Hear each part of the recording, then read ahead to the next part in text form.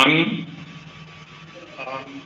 मसे उल्खावग्रा ब्रह्म अबं गसाइनि मुङाव समायखिरा लानानै बुङोदि आङो आयेन खान्थिजों सुजुजानाय भारतनि संबिजितखौ सैथोयै फोथायगोन आरो गनायगोन।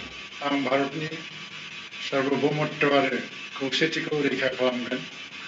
आं आसाम रायजोनि सासे मन्त्रि महरै फोथायलाय आरो गोगो गोसोयै आंनि मावनो गोनां हाबाफोरखौ गिनाय एबा सोरखौबा अननाय मोजां मोननाय एबा गिज्रा गोसो लायालासिनो संबिजित आरो खान्थि बादियै गासिबो थाखोनि सुबुंनि फारसे गाहाम बिसायगोन।